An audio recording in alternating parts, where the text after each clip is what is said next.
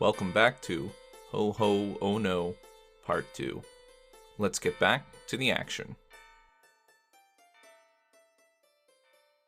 Can I lay my hands upon the guy holding his head? Sure. I just want to lay hands for 5 health on him, just for no reason, just because I feel kind of bad about bludgeoning his head for 5 damage. Well, that's really good of you, Giovanni. You know, that's really in the Christmas spirit there. So Giovanni lays his hands on the guy who is kind of holding his head on the ground and gives him 5 points of hit points back. And the guy looks up and he's like, thanks, man.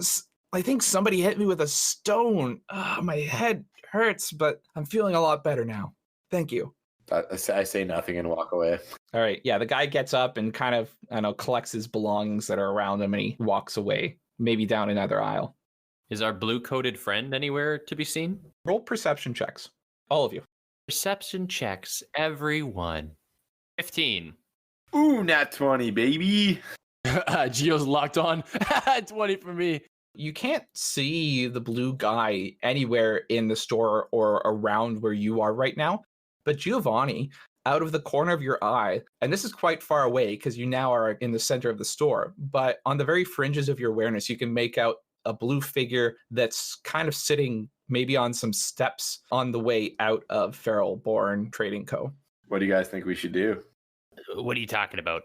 So on a bone to pick with this guy, or? I'd like to get into the back of the store. That's all I got. A guy did run away from me towards there, I think. Al? Yeah, I'm all for checking the back of the warehouse. Let's hit it. You guys want to break into the back of the warehouse? Yeah. No, as junior officers of the city guard, we are going to search it illegally without a warrant because that's the kind of power we have.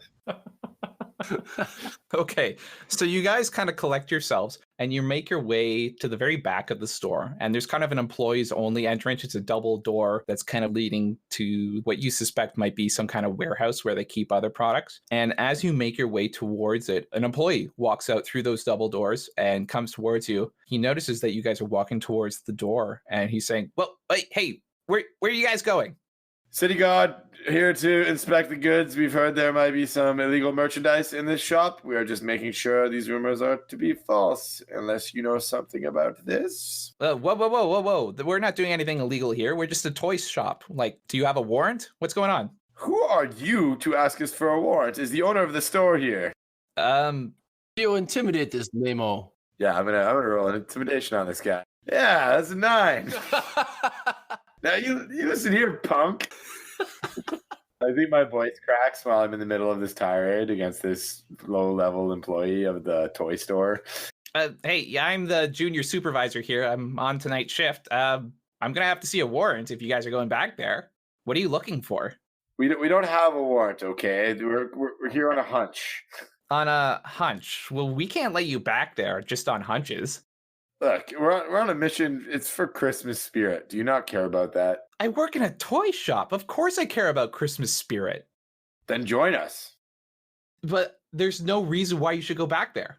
We have reason to believe there's a man back there hoarding a special toy that could bring joy to one little boy or girl in Redland. Oh. What toy is it? It's called the Turbo Joel. The guy just laughs at you. He starts buckling over. Oh my God. You guys are looking for a Turbo Joel? Can I pommel strike this guy? Uh-oh. You can candy cane pommel strike him. Christmas pommel strike? Just chips off on his head. Is that just a regular longsword attack? Just roll a d20 and add your strength to it if you could. Candy cane murder. Oh my God, it's another 9. So you bump him on the head with your candy cane, and the guy just starts laughing even harder. You guys, what are you doing? You can't just hit me with a candy cane. Are you insane? There's no Turbo Jewels here. Can we arrest this guy? Hey, what? I think you need a warrant for that, but... Oh, whoa. It's actually not a warrant. Hey, this is my world. Back off there, police foundations. If only I remembered. Gio. He said there's no doll here. He could be lying, though. All right. I just feel like as soon as we leave here, we're out of leads. Is there anybody else still in the shop? There are like a couple employees that are beratedly trying to clean up the absolute chaos that happened an hour before. And there are like a bunch of customers kind of in the shelves. A lot of them kind of look like they have bruises. One person has their arm in a sling and they're just kind of going through the aisles, picking at things. A lot of them look very sad, but some of them are holding like Turbo Joel toys, but like from the extended family. So one guy has like a Mordecai, another person has a Valerina. There's also a John Ovani. I think Mordecai is going to try and do one of those things where like he's intentionally speaking louder than he should be. What do you mean there's no Turbo Joels in here? You can't just promote having one. People could sue you for these kind of things. False promotions. So the guy kind of looks at you and he's like, are you seriously trying to intimidate me? Roll an intimidation check. It's not my strong suit. Let's see what happens. 15. Yes, I am. Strong roll. That is a good roll. So the guy's like, listen, we're an honest business here. We know we do our job well. Like we don't have any Turbo Joels in stock. There was one person that left with a ticket though for a Turbo Joel. And that's about the best I can do you for. Where does he live and does he have any family? I don't know where he lives. He's just a customer. I don't keep that information, but I think he's still over there at the front of the building. Isn't this a toy store? Don't you ask every single person for their postal code when they leave for some inexplicable reason? Yeah, and social insurance number. Yeah, we usually retain that stuff, but in the absolute chaos of today, we just didn't have time to do that. Oh, typical capitalist enterprise. You just take people's money and you let them on their merry way without any sort of accountability or conscience. Yeah, pretty much. Very well. Let's go talk to the guy. Let's go and approach this fella. Okay, so you turn away from the back of the building and you make your way to the front, passing the cash registers where a bunch of berated employees are still trying to clean up a lot of the mess. And you make your way to the exit of Feralborn Trading. And as you do that, you notice Chris Cabarrus, the delivery man from earlier, looking exhausted and distraught, sitting on the steps leaving the store. So, Chris, you good, buddy? Man, it was just a voucher for a Turbo Joel. How am I supposed to get one for my kid now, with only a few hours until Fort Day? They never even had one here. It was a scam the whole time. Yeah, capitalists, man! Man, this is a bunch of Can I reveal why Giovanni is thinking this is an illusion or some sort of fever dream? He has never in his entire life as a worshiper of the sacred object heard so many people refer to things as fort things.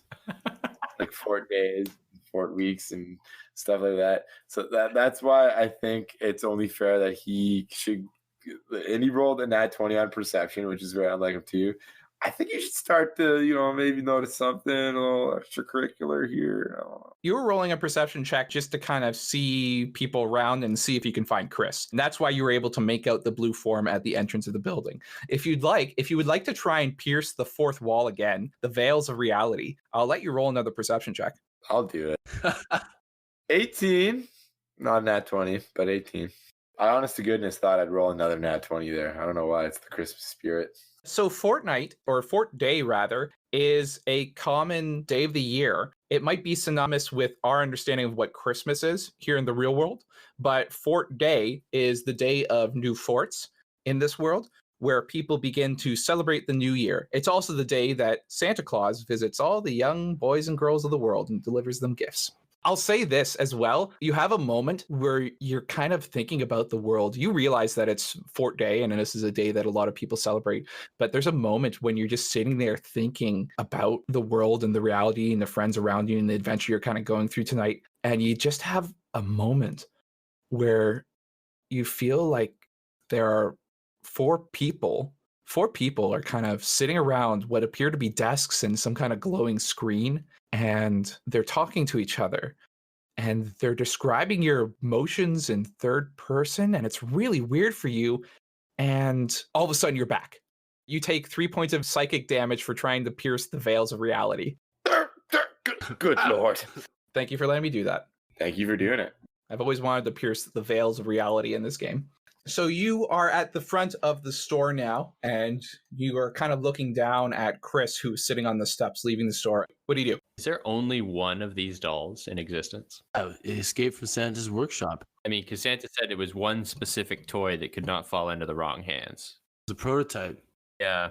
Chris, you wouldn't happen to know where we could get our hands on a Turbo Joel doll somewhere else. Man, if it looked like I knew where I could get another Turbo Joel, would I be here? Okay, fair, but you don't gotta be rude, okay? Anybody else have any ideas? I don't know. I'm a little tapped. So you guys are standing there around a very glum Chris, and he's to your right, kind of sitting on the steps, and you're over to his left. And you notice a man kind of leaning against the wall just outside of Pharaohborn Trading Co. And he looks over at you. You can't quite make out his figure, but he yells out to you, Hey, you guys looking for a Turbo Joel? Yes? Yeah. Hey, shh, keep it down. Come over here. All right, go over there. Okay, so the three of you make your way over to the man that's standing there. Chris is just kind of sitting there on the steps. He's looking quite glum and doesn't come with you. But the three of you make your way over to the man. The figure appears on the wall, and he's wearing a large red jacket with dirty white furry trim. It's open, and he's bare-chested with suspenders holding up a pair of matching red pants. He's got a fake white beard on that's pulled just under his chin, with the elastics pulling it up onto the rest of his head, and he's smoking a cigarette. So, hey, you're looking for the Turbo doll, eh? Yeah? Okay, all right, let's keep this quiet. We don't want to cause a panic. I know where you guys can get the Turbo Joel, but it's going to cost you. How much? Or what? Oh, it's not that much. It's just 20 gold pieces. I even have 20 pieces, you swindler. We'll give you 10. Hey, does it look like I'm negotiating with you? I'm saying my price is 20 gold.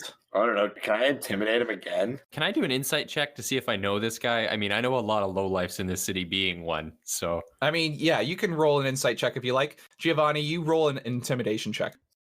I rolled a 4. As best you can tell, you do not recognize this person.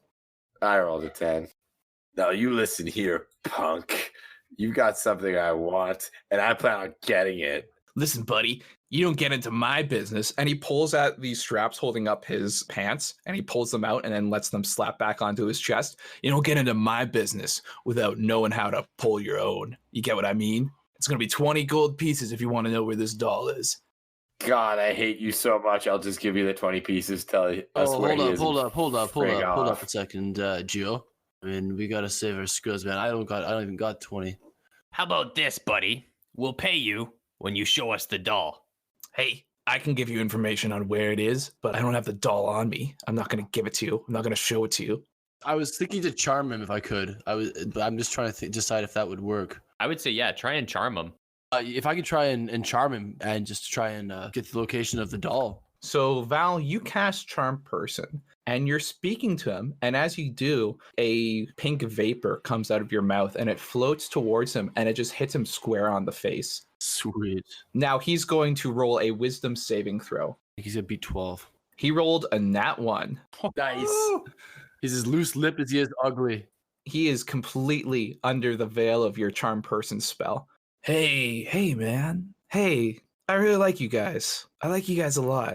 I don't know why. Why am I so compelled to like you guys? But I really do. You seem cool dudes. You guys want a cigarette? Yes. Yeah, totally, man. Thank you. I think this man is on the drugs. So he passes a cigarette to Mordecai and to Val. Yeah, man. What a night, right? Hey, you know, man, I know we just met you, man, but you're a good guy. You're a good guy. This tough guy routine, I don't think it suits you, man. I don't know. I might want to go home later and maybe rethink your life a little bit. Just, you want to buy some death you know? sticks? I want to go home and rethink my No, I'm good with my one with the one you spared me, brother. But anyways, we were chatting anyways. So this Turbo Joel, it's a hot item. You said you kind of knew where it was located. Like, oh can you yeah, help us out? yeah, Like, yeah. I know. Yeah, I know where the Turbo Joel is. Let me just say, I think I love you guys. Like, I love you guys. You guys are great. Like, I feel like I've known you forever. Like, is that weird? Do you guys feel like that too? Wow, this guy's charmed. Can I try it? Can I give this guy a church pamphlet for the sacred order or the sacred object while he's charmed? I mean, yeah, you can do whatever you want. Hello, brother. Take a piece of this literature here. I think you might find some meaning in life through this very poorly spelled teachings of the sacred object. Oh, cool. Thanks, man. This paper. That's nice. This paper will be really good for rolling my cigarettes. Thank you, man. So close, yet so far. Man, you're really handsome.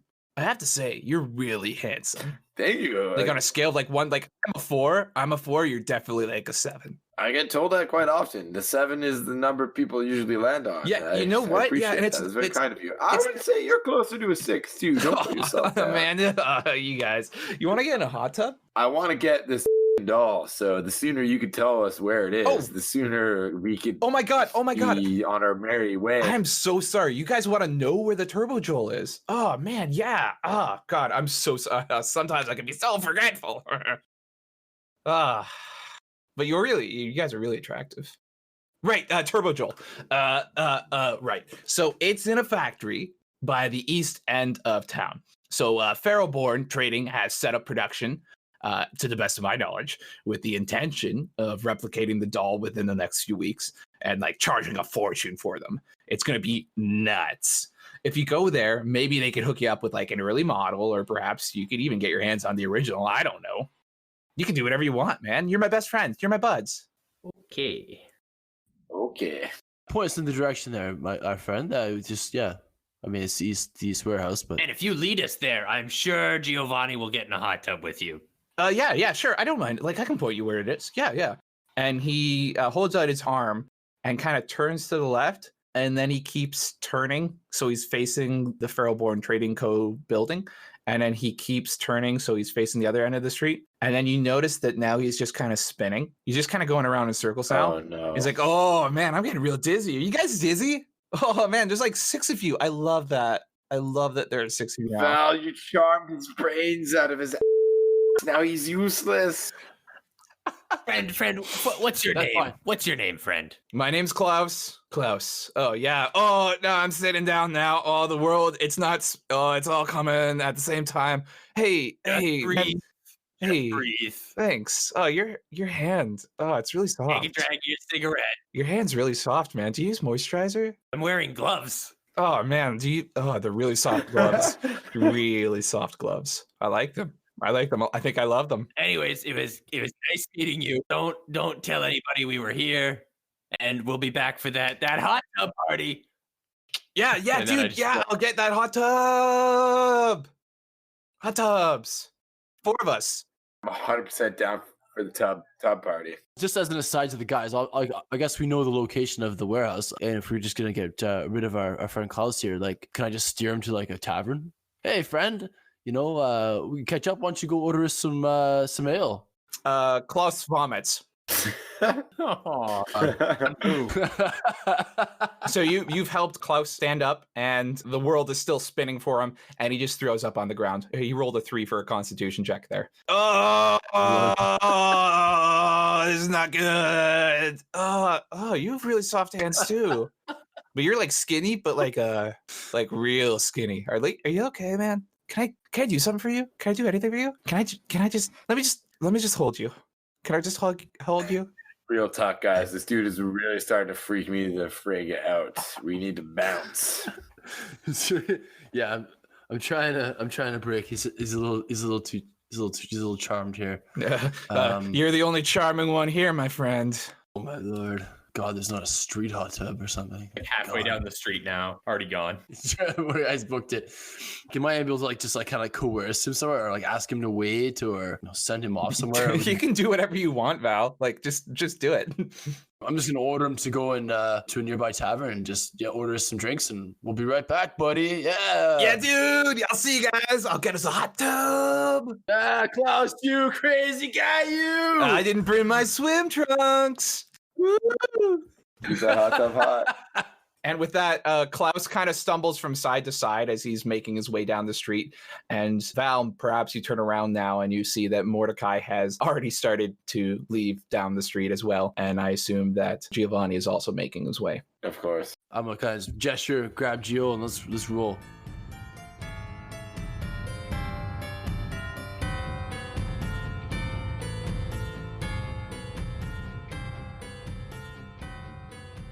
So, following the instructions of the mysterious Klaus, you make your way to the edge of town where you were told the factory would be. It comes into focus as you approach the location, and you see a dejected and dirty brick building with smokestacks reaching out of its 3-story roofs.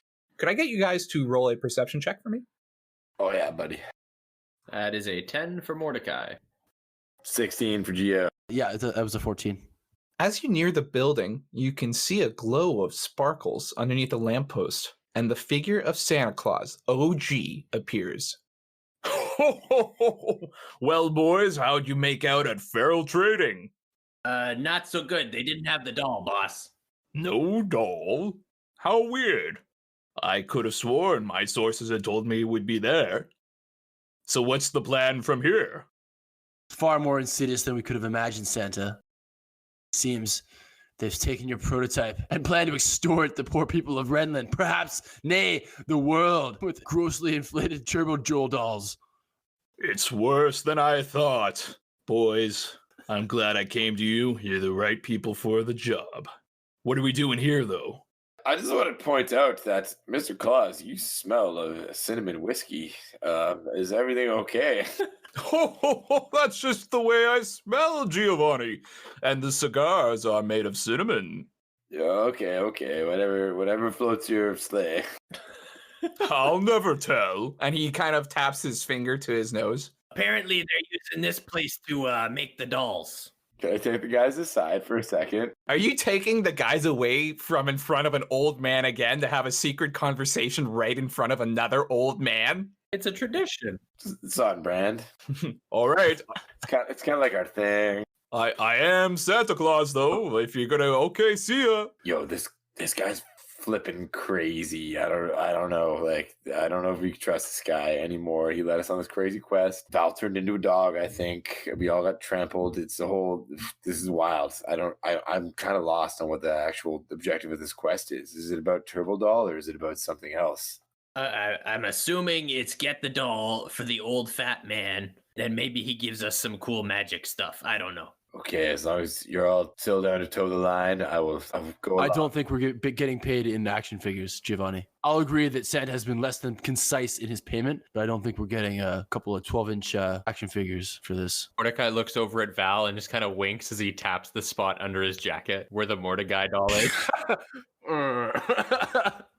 Sometimes you want things for Christmas that you can't tell anybody because you think they'll make fun of you.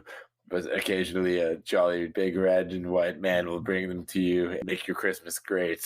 But that doesn't always happen. So I say we trust the crazy old bastard. All right. He's led us this far. Let's turn back to real Santa here. Well, boys, what's the plan? All right. Inside the warehouse, they're trying to reverse engineer your prototype. So I think we've got the legit model in there. A devious plot indeed. No, I thought. Not surprised. Santa, question. You must have some pretty powerful magical abilities to do what you do. How is it even possible that someone was able to swipe this powerful prototype from you in the first place? Giovanni, I rightfully do not know, but I suspect that it has something to do with the powers of Santa Claus being tied to the very day of Fort Day. My powers ebb and flow with the year, and they're strongest on Fort Day. Perhaps something happened earlier, and I was not able to catch it when I was at my weakest moment. Are you saying there's a war on Fort Day?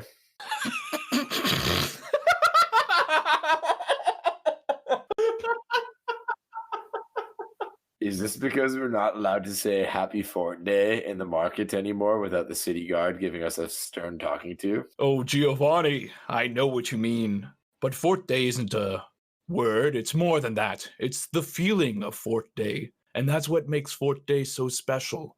It doesn't matter what we call it. It doesn't matter if we say Happy Fort Day, Happy Fortnight, or something crazy like Merry Christmas or Happy Holidays. It's about the feeling that's behind it. That is the power of Fort Day. Okay, so you pro-war on Fort Day or anti-war on Fort Day? I must know, because we must reduce everything to a simple yes or no answer, because we must do these things in this world, Santa. So you're either pro-Fort Day or against Fort Day, and there is no gray.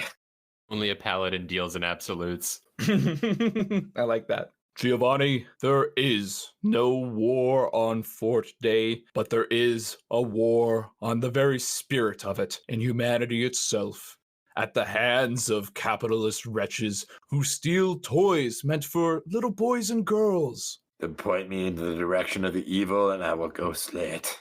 I'm actually hoping you could point me in the direction of what we're doing next. Why are we here? Wait, we gotta go in there.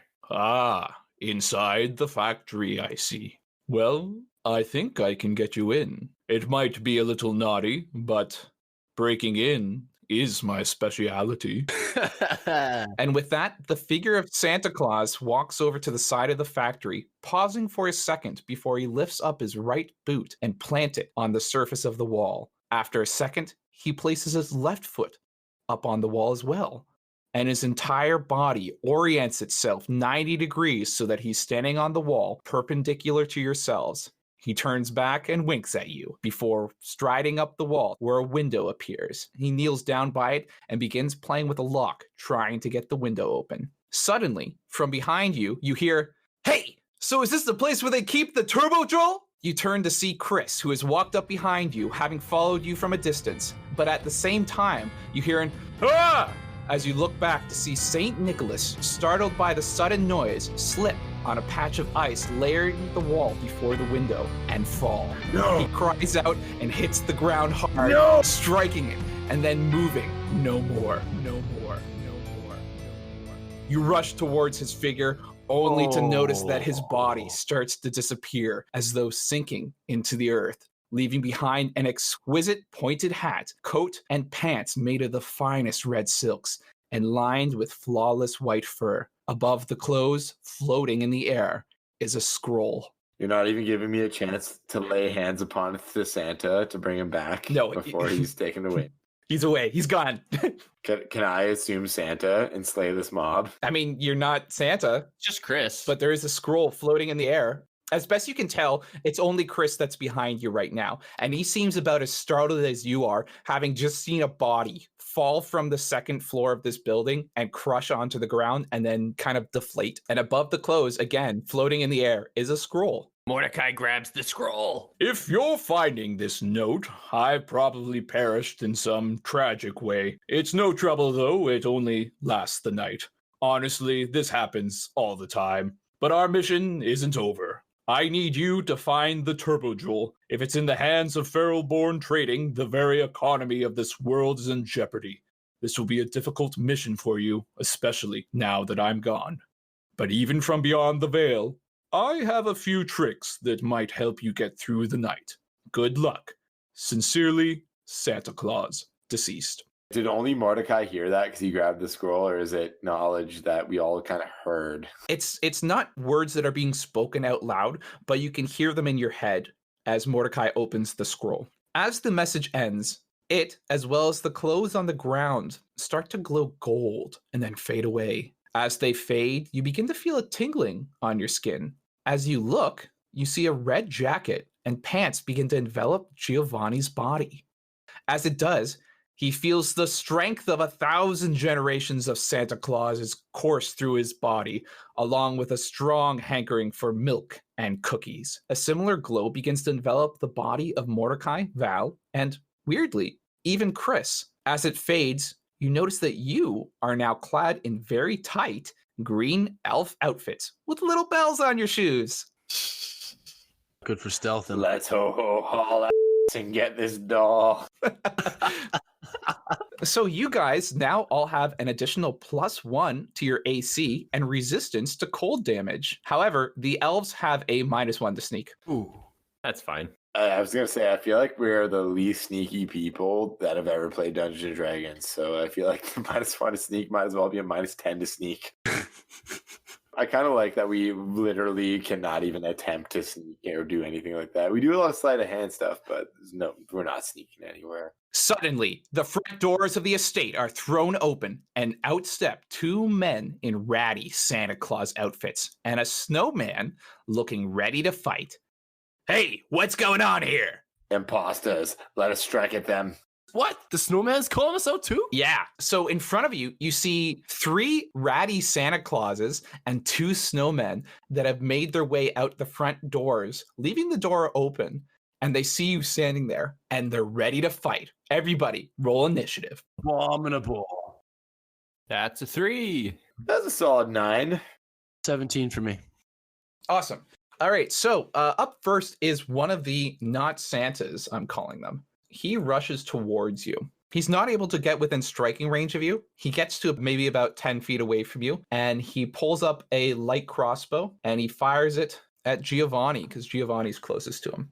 He shoots at you with a 5, but I imagine that misses. With the +1 AC, they need to roll a 20 to hit me. Well, Jesus Christ. Next up is one of the snowmen. He kind of slugs his way up a little closer to you. He's going to throw a snowball at you. Don't we have protection from cold? Yeah, so he actually rolls twice and takes the lower one. Oh God, guys, just hang back. All right, so he tries to hit you with a 17. I imagine that misses as well. Of course it does. So next up is Valerius. Val, what are you doing? This first not Santa is about 20, 30 feet away, eh? Yeah, he's about 20, 30 feet away from you. Actually, I want to maybe throw down Moonbeam on the a whole lot of those clowns before they move up. Moonbeam. So you can cast it from 120 feet away. Yep. And it has a 5-foot radius, which means it's 10 feet diameter. Ooh. How wide is the street, Josh? I'd say it's maybe about 15, 20 feet. Okay. I want to drop it right in here and try and get this snowman in the first not Santa if I can. Yeah, I think you can do that. A silver pale beam of light shines down in a 5-foot radius, 40-foot high cylinder centered on a point within range. Until the spell ends, dim light fills the cylinder. When a creature enters the spell's area for the first time or start its turn, it must make a Constitution saving throw. It takes 2d10 radiant damage on a failed save. Awesome. Okay, so I'm going to roll Constitution saving throws. And what is your DC that they have to beat? It's 12. So the first clause rolls a 16 and the snowman rolls a 7. So the first guy takes half damage and the second guy takes full damage. So you rolled a 13 for your damage. So on the knock clause, he takes 6 damage, and on the snowman, he takes 100% damage, so all 13. Nice. He melted? Not quite. He is not feeling good, though. Like, he's getting very sluggish. 13 moon damage is huge. His head is sort of falling, like, off of his shoulders, and his thick hand is kind of holding it up, but he's still there for now. And next up is the other snowman. He's going to take a step forward, and he's going to toss a ball at Valerius, who has just attacked his buddy. Ooh. So he hits you with a 20. Yeah, it's a square hit. Oh my God. So you take 5 points of cold damage. Okay. All right, and next up is one of the other Santas. He's in the back here. He takes a step forward, and he fires off another crossbow at Giovanni. What does he roll? He rolls a 15. Nope. Yeah, I'm familiar with this story. Giovanni, it is your turn. What do you do? Clobber him. I'm just gonna attack the guy closest to me, this Santa nearest. So that'll just be a long sword attack. I feel the need to specify it's actually a long candy cane attack. Okay, but I thought we already did this and we already talked about it. It's a long sword shaped exactly like a candy cane. But this is an audio medium, John. I have to convey this to the audience. That's a solid 9. All right, so you swing at the claws in front of you. He just ducks to the side. It doesn't even hit him at all. Next up is the other Santa Claus in the very back. He takes a step forward. He's actually going to come up to you, Giovanni, here, just to your left, and he's going to take a swing at you with his scimitar that he's holding. All right, what does he got? Exotic. He rolls a 6. Sweet. Who's next? Mordecai, you're up next. Line him up, baby. I can take it. Okay.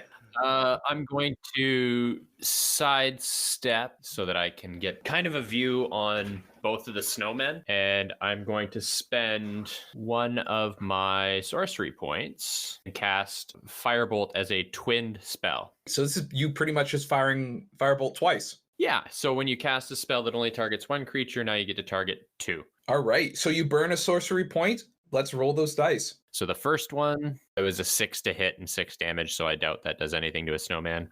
No, in fact, it's a critical fail, so it absolutely fails on one of the snowmen. Second one, 10 to hit. All right, so that's 10 to hit. The 10 doesn't actually beat the AC of the snowman, but the snowman is vulnerable to fire. And so that does actually hit him. And you do 4 points of damage, and he just melts away. Nice. Sick. Nice. Next up is the not Santa that is just inside the moonbeam here. He's going to make a constitution check because he's starting his turn within the moonbeam. He rolled a 4, so he takes full damage. Let's see those dice roll, Val. How much are you going to hit him for? Moonbeam is my favorite new spell. Oh man, I've scarce used any magic, man. And when I'm done with this guy, I'm just gonna shift it down the line. All right, that's 13 damage. Okay, so he takes 13 damage. He attempts to move outside of the moonbeam, but as he does, he just evaporates into the air and he's dead. So sick. Not unlike the real Santa. So it's actually your turn again, Val. Okay. Just shift the moonbeam between this Santa and the snowman. If I can try and get both the snowman and the other Not Claus. So you move your moonbeam right in between another Santa Claus and a snowman that are just outside of Giovanni's range. Nothing happens yet because once they start their turn, they'll take the damage. Speaking of which, the snowman that's there actually starts his turn. So he has to roll a Constitution saving throw because he's starting his turn in Moonbeam. We'll get the dice hot. And he rolled an 11, so he's going to take full damage as well. Let's roll some more Moonbeam damage. That melted, buddy. That's 14. All right, so he takes 14 points of damage, and he looks like he's on his last snowball, not his last legs, because snowmen don't have legs, but he's very, very, very, very, very not looking good. But he takes a step outside of the range of that moonbeam, and he sees Mordecai, who tried casting a fireball at him, and he's going to throw a snowball at Mordecai. He rolls a 12. Mordecai, does that hit? With that elf suit, it's a +1, right? Yes, indeed. Your AC, yep. And no, because I'm at 13 now. Haha.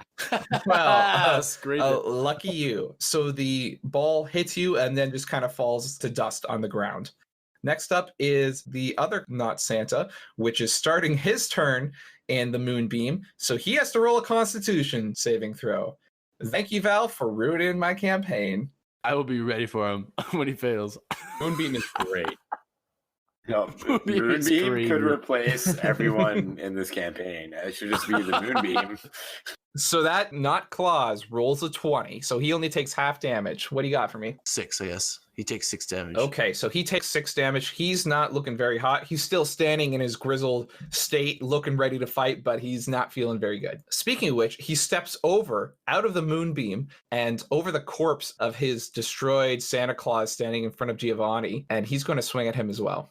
Well, he's gonna try, but I mean, Jesus, we've been over this. That can't be your catchphrase, or I will punish you. he could try, but he won't hit I'm going me. to punish you. All right. My guy is cripplingly stupid. I feel like him being good at not getting hit by people is like a fair trade-off for being so dumb. So he rolled a 7 against you, Giovanni, and I imagine that that does not hit, because of course it doesn't. But speaking of which, it is now your turn, Giovanni. I'm gonna strike that guy for even thinking he could crack my AC. I'm honestly thinking about switching from sword and shield to just straight up longsword just to get the extra point of damage in there. Double hand it. I rolled a 9, and I don't think that hits. No, it does not hit. You manage to make contact with the Not Claus in front of you, but it just doesn't seem to phase him at all.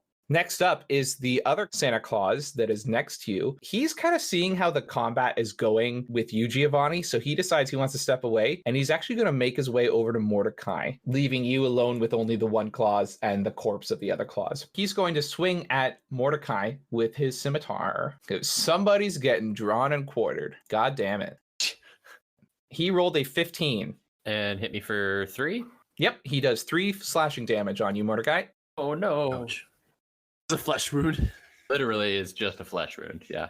Speaking of which, Mordecai, it's your turn. What do? You have the Not Claus in front of you. You have the snowman just outside of the moonbeam, and you have another Claus that is fighting Giovanni. Seeing as that Santa Claus is so close to me, I would like to grab him by the beard and with that exact same hand, cast Firebolt in his face. Okay, make a strength check. Not something I am very good at. Let's see what happens.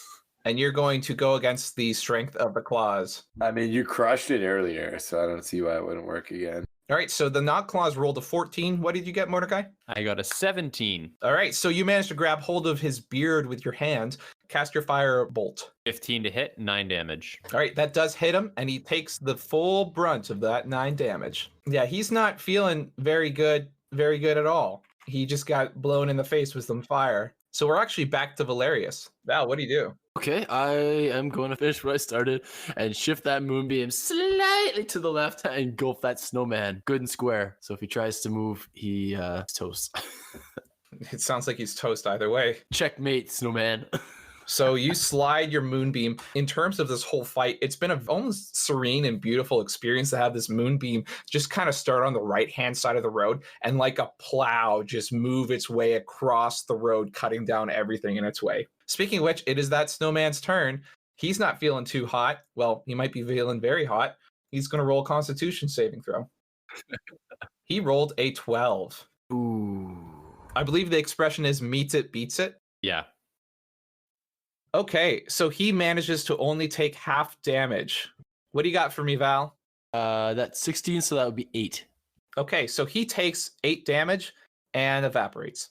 You have a tough time seeing. You imagine there's probably not a snowman there anymore. Gentle pile of steam. Yeah, gentle pile of steam as best you can tell. Nice steam bath going on here. Where's Klaus when you need him, eh? Good Klaus. Yeah, yeah, that's exactly what you need right now. Okay, so next up is the not Santa that's standing in front of Giovanni. He's going to make another swing at you, Gio. Well, I mean, So he rolled a 19, Giovanni. which would meet my regular armor class, but the +1 by my goofy elf costume gives me a 20 armor class, so he does. The powers of Santa Claus himself shoot forth from your robes and just repel his scimitar as it comes slashing down at you. Gio, it's your turn. Oh, I'm gonna retribute on that guy and hit him with the longsword. Well, hopefully. Let's see what you got. 17 for 10 slashing damage. A 17 does hit. In fact, he just crumples to the ground.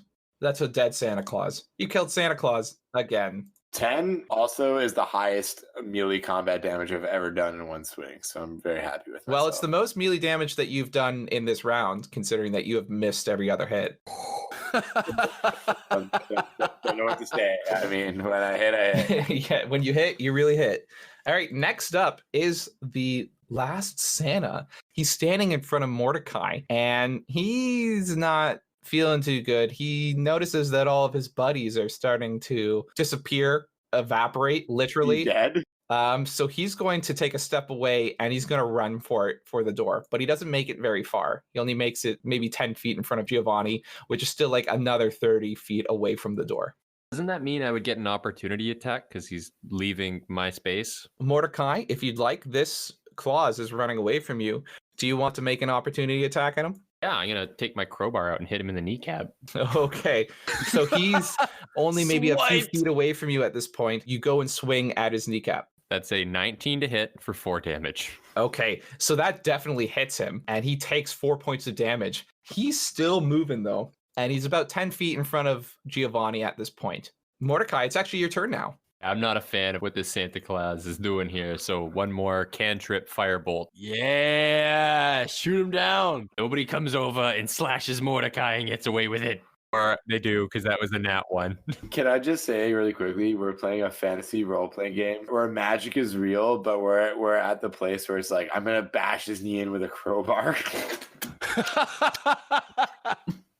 All right, so the firebolt goes wide, and it just completely misses him. It is now Valerius's turn. Val, what do you got for me? Well, I just hate to see a thing go to waste, so I'm just gonna shift that moonbeam just a little more right and engulf that fleeing Santa, dirty bastard. Moonbeam. All right, so Val, you just shift the moonbeam right into the path of the Nut Claus as he's trying to make a break for it. Giovanni, it's your turn. What do you do? Just going from a classic longsword attack. So you're going to move up. Yeah, he's not that far away. I could just move up and hit him. Stuck in that beam though, Gio. Okay. I'm not worried about the moonbeam. I can take it. I rolled a 15 for 7 damage. So Giovanni, you see the Nut Claus running away from you at this point, and the moonbeam is shifting right into his path, and he's now engulfed by it. But you're not going to let a kill try and get away, and you're certainly not going to let Val try to take your kill from you. So you jump into the moonbeam after the Nut Claus, and you swing at him one-handed with your longsword, and it just cuts him down. Even with the bright glow of the moonbeam enveloping both you and the Nut Claus, you're able to see your sword come down and slash his back because you're stabbing him right in the back as he runs away, and he just falls and crumples to the ground dead. I like to think that the moonbeam gives me powers. So that's the end of your turn, Giovanni. The Nut Claus is dead, and that's the end of combat. Val, I recommend you dismiss Moonbeam. Yes, I was about to say, can I just switch that off like right now? Yeah. You guys didn't quite see what happened within the moonbeam, but the moonbeam disappears, it fades away, and you just see Giovanni standing stoically over the corpse of the not Santa Claus. Yo, how cool do I look, though? Okay, so in front of you are a bunch of corpses of Clauses and a couple evaporating puddles, and the door to the factory is open. What do you do? I'm gonna loot some Santa Clauses on the way in. Yeah, for sure. Sure, roll a investigation check. All of you roll an investigation check. Mordecai got a 16. Giovanni rolled a 13. 20 for me. You kind of pad the pockets of the not Clauses that are in front of you. There's nothing really on the snowmen because they're just puddles of water at this point. But padding the pockets of the not Clauses, you, Val, managed to find 10 gold pieces. While checking some other pockets, Mordecai, you managed to find another 6. And Giovanni, you find a single silver piece just sitting in the middle of the road. Cool, silver. Put it in your boot. I heard it's good luck. Cool. So you loot the corpses, and you're now just kind of standing in a street with a bunch of bodies around you and an open door leading into a factory. What do you say we get to the bottom of this? I mean, daylight's running out. Let's do it. Let's try and keep it quiet, though. Is that a joke? You enter the factory through the doors the Clauses came through. You come into a large room with an almost nauseating level of industrial noise. Rows of conveyor belts are in front of you, with short-eared men in green outfits working side by side with Clauses in red Santa Claus uniforms. They turn to you as you enter the room. The conveyor belts slow down and turn off. One of the short, large-eared elves approaches you. He's not actually an elf, but he's just a very short person with very pointed ears. Back to combat. Here we go.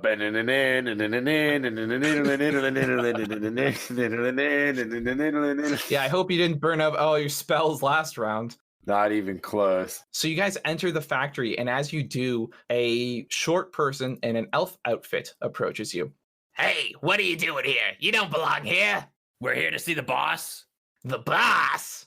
I'd like to roll an intimidate on this elfling Sure. because it's been going so well the whole game. I can't see how it would backfire now. Just keep it going. Just keep it trucking. Yep. Solid 11. You listen here, you elf frig.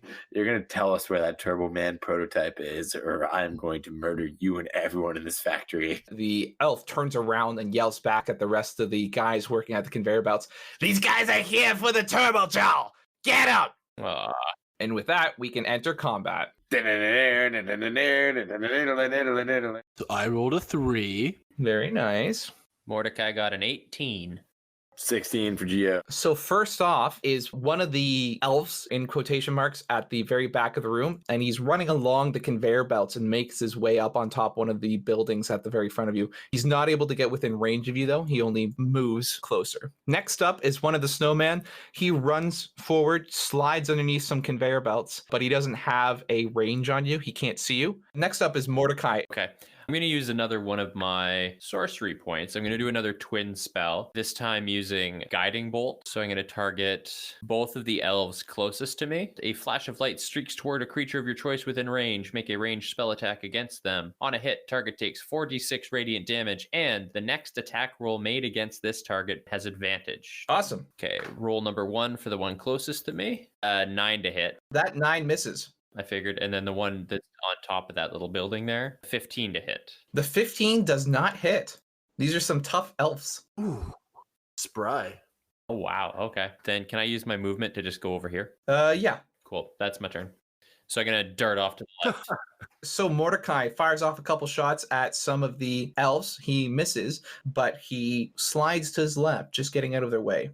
Next up is one of the claws. He's right in front of Mordecai, and he rushes in and tries to stab Mordecai with his scimitar. And he rolls a 22. Eesh. Yeah, that's definitely going to hit. All right, you take 3 points of slashing damage.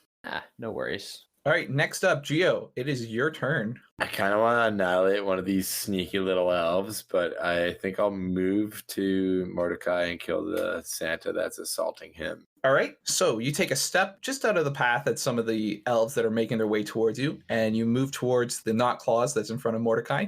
What do you do? Roll a 16 to hit and 5 slashing damage on him. Okay, so that hits him square on. He takes the full 5. He looks hurt. Yes, indeed. Next up is one of the snowmen at the back of the room, and he slides his way over, and he sees you there, Giovanni, having made an attack on one of the clauses, and he throws a snowball at you. He rolled a 7, which does not hit you. Next up is another one of the clauses at the very back. He's going to move up, and he doesn't quite get within range of you, Giovanni. And that's where he's going to hold off for this round. Next up is another one of the elves on the left-hand side of the building, and he's going to crawl along some of the conveyor belts and make his way over just above where you guys are standing right now. And he looks like he's getting ready to jump down at you. Oh, shoot. Next is the elf that you first met as you entered the room. He sees you guys standing there, and he runs at Val, and he's going to stab him with a dagger. What? Little bastard. He tries to hit you with a 16. Oh, that'll hit. All right, so he hits you for 1 piercing damage. Loser. All right, and next up is Val. What do you got for me? Whoa, these buggers. I also want to try another new one. I want to use my flame blade. You evoke a fire blade in your free hand. The blade is similar in size and shape to a scimitar. You can use your action to make a melee attack with the fiery blade. On a hit, the target takes 3d6 damage. So I want to hit that little punk elf who poked me there. And that's 23 to hit. The 23 does hit him. And 11 fire damage. So he takes all 11 of that fire damage. He is really not looking too good right now. He kind of looks like if Dobby was on fire. And I'm sorry for that image, but he's very unhappy. My goodness. Next up is another one of the elves, the one that was on the top right structure. And he's going to jump down and he rushes in on Giovanni. And he's going to try stabbing Giovanni with his dagger. And he will fail. He rolls an 11. Come on. All right, well, he misses. Next up is a snowman that's hidden behind some of the conveyor belts. He slides out to be beside the other snowman, and he's going to throw a snowball at Giovanni. He rolls a 7, which misses. And now it's Mordecai's turn. Mort, what do you got for us? Don't bring a snowball to a knife fight. Don't bring a knife to a crowbar fight. The Santa right in front of me is going to get a nice bonk on the chin, pry him open, or I'm going to miss. That's a nat 1. All right, so Mordecai rolled in that 1 there. He swings at the Santa Claus, but just blatantly misses and ends up just hitting the structure to his left, and nothing happened. All right, next up is the Santa that you tried to actually hit there. He's going to try and swing at you with his scimitar again. Aye. He rolls a 21. He's definitely going to hit. All right, you take 2 slashing damage. And a 12. Next up is Giovanni. I'm getting tired of seeing this Santa bash on my boy Mordecai. I'm gonna slash him real good. Well, I'm gonna try to. 15 to hit, 6 damage, not bad. So the 15 does hit. Then suddenly something weird happens. There is a large clunking noise from above, from the ceilings that you can't even really see too well inside this factory. The elves and the snowman and the knot claws look up and they look back down at each other and they kind of freak out a bit and they make a run for it. So each of them are running away now, and you can make opportunity attacks on them if you need to. Absolutely. I'll smack that elf. Obviously, we're all gonna smack them elves. Mordecai, let's start with you, with the elf that's in front of you. 9 to hit with the crowbar. That misses. A feisty little thing. Geo, who do you want to hit? One of those elves, just because I like the challenge and I like how high their AC is, despite being an elf, not apparently wearing any armor. Okay, so there is a elf to your right. Take a swing at him. 23 with 11 damage. All right, so he takes 11 damage, and he is really not looking good. Val, do you want to hit him as well? Yes, that was the one that I had tried to attack, I guess, too. So 11. So I guess that's not going to sing it either. No, that's not going to cut it, unfortunately. And with that, the remainder of the characters here run off. They make a run for it, and they fade to the back of the room. Taste the heat, sucker. The clunking noise from up in the ceiling gets louder. Suddenly, a large figure drops down from the ceiling and lands in front of you, sending up a scattering of dust. As the dust settles, 2 glowing red eyes appear 15 feet in the air. It steps towards you. Oh, God. Oh, it's Mecha Santa. Well, looks like somebody has been very naughty. Into your vision strides a gigantic mech Santa Claus. The robes shine with the brilliance of red steel as fire shoots from 2 exhaust pipes on its shoulders. Boss fight! Jesus. I've said it before, and I'll say it again. Anyway, stand back, guys. My AC is 20. Just run away and hide, and I'll just soak up all the damage. Here. Mordecai, you're up first. Okay, guiding bolt on his leg. All right, send a shot. Fudge. At one. All right, so you try to fire off a guiding bolt at his shin, and it just goes wide, and it doesn't hit him at all. All right, Gio, you're up. Wait, can I compel this guy to duel? Does that work if he's a robot? Yeah, I don't see a reason why this shouldn't affect robots. So he has to make a wisdom saving throw. Yep. He rolls a 17. Yeah, it looks like he doesn't have to duel me. He doesn't feel too compelled. Can I still attack him? Compel duel is a bonus action. Is it? Okay, in which case you can still attack him. I'll move up and get ready to get absolutely smashed by this guy. All right, stab away. Well, I rolled a 11, so he's probably safe. Yeah, he beats it. You try to swing at him, nothing happens. It just kind of glints off of his steel frame. Next up is Robot Santa Claus. He starts glowing with like an electric hue, and he goes, ho, ho, ho, ho, ho, ho. And Giovanni, I'm going to need you to make a Constitution saving throw. That is a 21.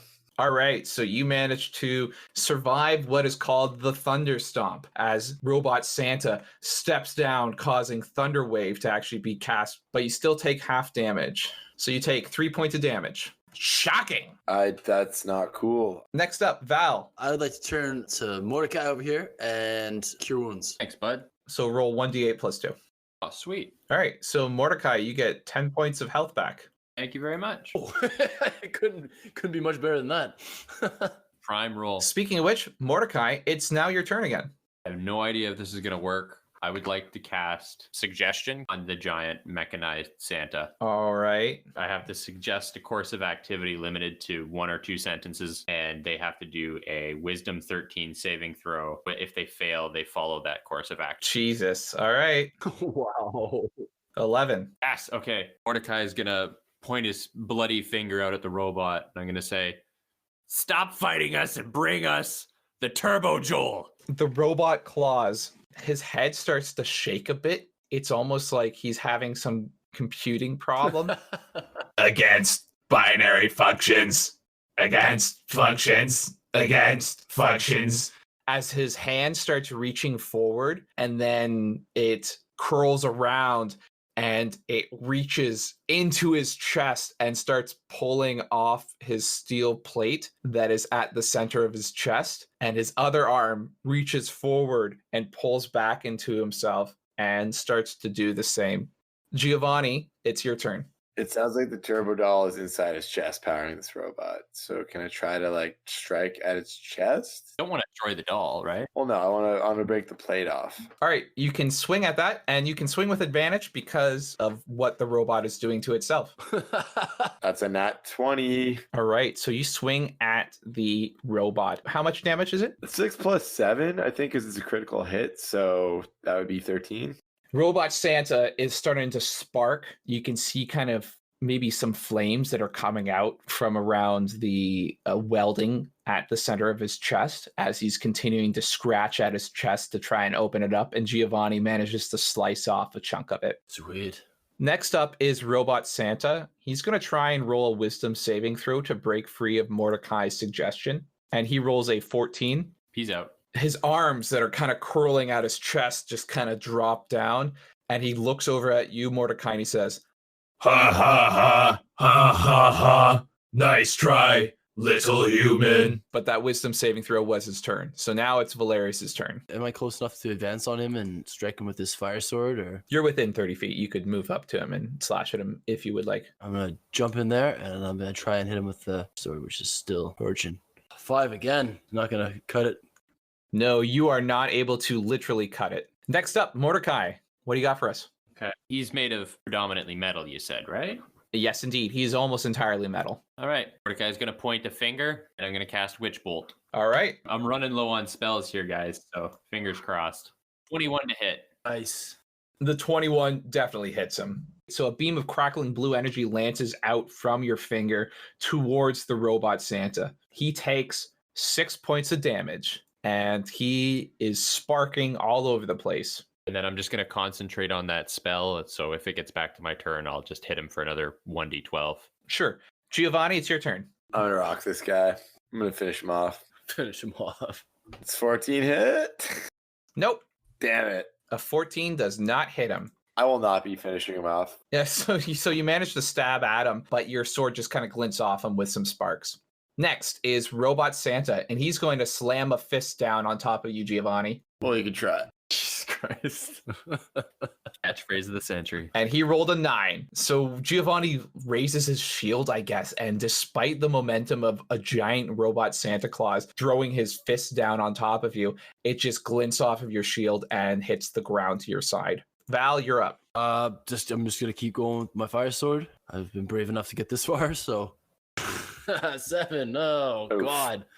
All right, just like Giovanni, your flaming sword just glances off of the armor of the Santa Claus, and it just slams into the ground, and nothing happens. At least Mordecai can hit him. Yeah, Mordecai, you're up, actually. I'm just going to give him another 1d12. Since I'm concentrating on this spell, I can just automatically cause him more lightning damage. Fantastic. So this beam of shocking witch bolt energy is still piercing down through him. Roll another d12 to see how much more damage you do to him. Here she comes. Another 3. Okay, so he takes an additional 3 points of damage and more sparks shoot out of him. And you can see that the joints between his gears are starting to glow like a red hot. Oh wow, poor Santa. Gio, you're up. Slap him. Second verse, third verse, same as the first. Here we go. Longsword attack on the robot.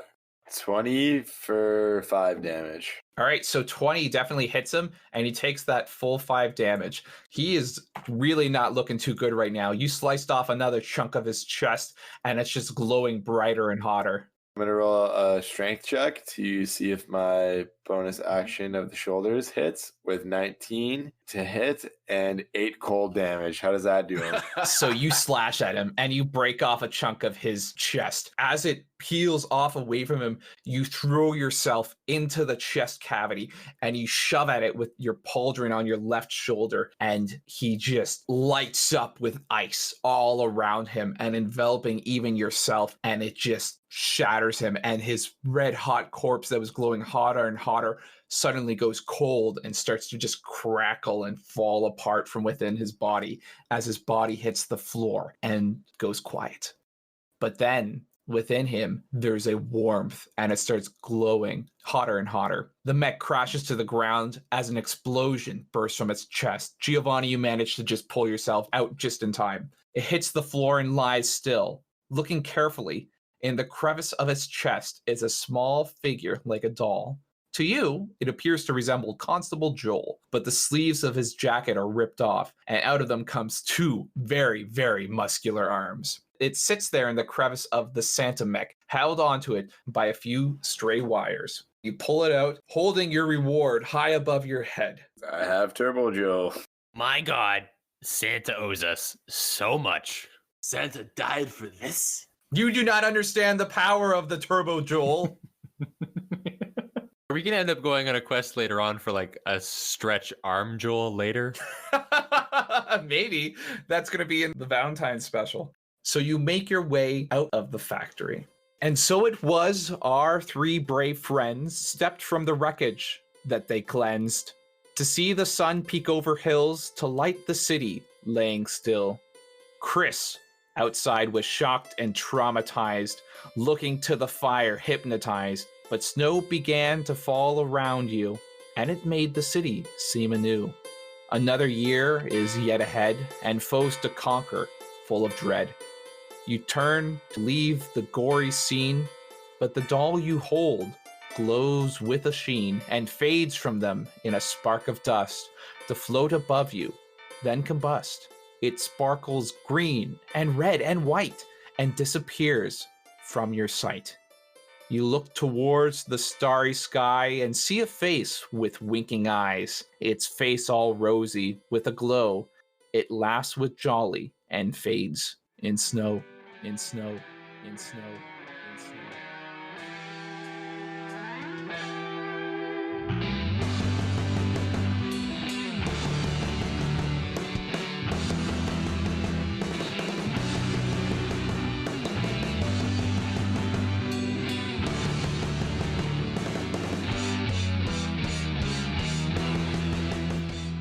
Well, that concludes part 2 of Ho Ho Oh No. I hope you guys enjoyed this. I had a lot of fun making this Christmas special, and I'm excited about doing projects like this in the future. But for now, we're back to the main story. Thank you to our patrons, Paula, Ethan, Kate, and Al for supporting us, and thank you to you for listening to our podcast. I hope you guys have a safe and happy Christmas and a good new year. We'll see you guys next time. Remember, if you enjoy our content, please subscribe and hit the notification bell for up-to-date notifications on all of our adventures.